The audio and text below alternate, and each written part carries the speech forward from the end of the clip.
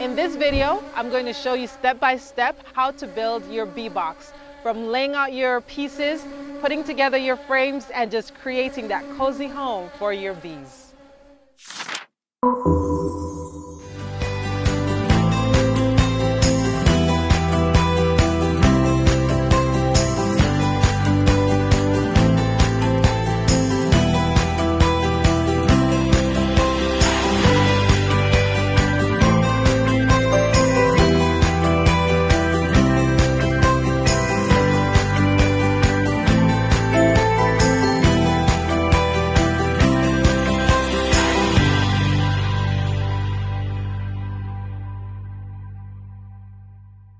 Bees are some of the most important pollinators on our planet.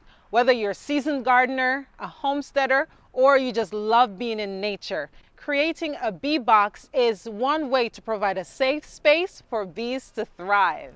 So grab your tools, follow along. By the end of this video, you will have that nice home ready for your pollinators in your own backyard. I've always wanted bees, and so I went online trying to figure out where's the best place to get a bee box. So of course I went on Amazon and I got this bee box, fairly inexpensive, and we are going to see what is in here. I did a lot of research, I asked a lot of questions, and this reference that I got the most was Maybee, that is M-A-Y-B-E-E, bee item supplier. And so I went on Amazon, I found them, and I picked this box up from them. And everything is in here, unassembled. Of course, you can get assembled bee boxes, but of course it costs a little bit more. So we're gonna just put a little bit of work into it and get our box ready. All of these items came in our Maybe box from Amazon. And what's included? Well, we are going to have two boxes primarily that's going to house our bees. We have a deep box that will be at the bottom, and the top box is called a super, and it's going to be a medium box that sits on top. All right, both boxes will have 8 frames, and those 8 frames are here. We're going to put them together later on, but let's get our primary boxes put together. Here we have the deep box. To start assembling this box, the first thing we're going to do is make sure our handles are facing up.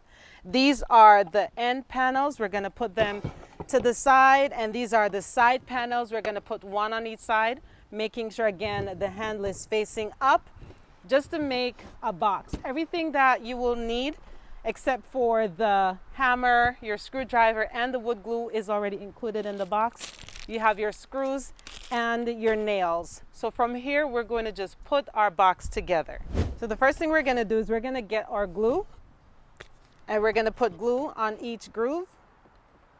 Okay. And this again, starting with the deep box. And once we have all the glues on the side, we are going to connect the end panel. And all the grooves are there, they just slide in. I put the glue on it, I found the groove. This is gonna be my hammering tool because I don't wanna hit the box directly. So I'm gonna gently tap. All the holes that you need are already pre-drilled, so you just need to get your screwdriver and tighten.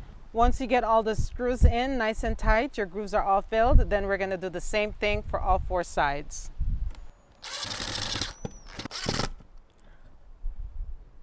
All right, our deep box is done. We're gonna do the same thing for our medium box.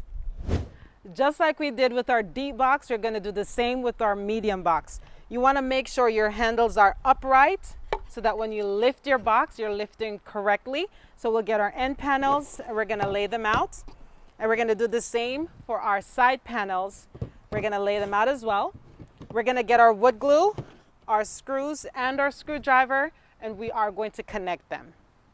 And if you need help, go ahead and get a helper because it did take a little bit to hammer the boxes together.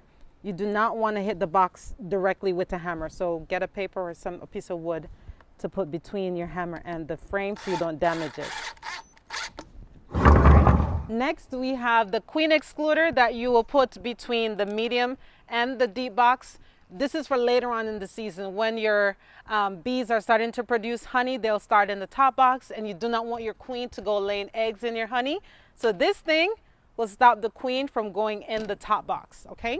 And then we have our medium box or the super, all right, that sits on top, nice and tight, just like that. The next piece you'll have is the inner cover. All right, this is very important because in the fall, when your bees are not collecting pollen or nectar, they will need to be fed, and you'll just get a feeder and you put it in here, and your bees will be able to get food when they are not collecting pollen or nectar. And then finally, you have your nice and heavy telescoping cover that you will put on top of your beehive. The final item that will conclude our beehive next to the comb is our entrance reducer. Small tool as it is, but it plays a big role. As you can see, it has two different openings, a bigger gap here and a smaller here. This is called an entrance reducer. And what this does, it reduces the size of the entrance to the beehive. Usually in nature, there is a very small opening, and that allows the bees to safely pass in and out of the beehive. And this is usually done in the dry season, or the dearth. Let me say that right, dearth. That's usually between July and January, when you have no flowers out, the bees are not out collecting pollen, but you're feeding them through your inner feeder. Okay, and then during the pollen collection season, when you want a bigger opening, you have more foragers coming home, then you will make your entrance a little bit bigger, or even as is. All right, and that's it for our bee home. All right, everyone, our bee home is almost done, but as you can see, it's starting to get a little dark, so we're going to finish the frames later. But one more thing is missing, and that is bees. In our upcoming videos, we are going to get some bees into this home so we can have pollinators in our garden. And I hope you do the same too. Get your supplies, get your materials put together, and get some bees, okay? And don't forget to like this video, share it with a friend, hit the subscription button if you have not subscribed as yet. We have exciting things coming to Seed Time and Harvest, so make sure you hit that notification bell so you're not missing an episode. Our bee journey is about to begin, and I would love for you to be a part of it. If you're already a seasoned beekeeper, if you are new to beekeeping, if you like the idea of beekeeping, go ahead and put it in the comments section below, and we will traverse this beekeeping journey side by side, helping each other along the way. All right, so until then, I will see you on the next episode of Seed Time and Harvest. Happy planting. Bye.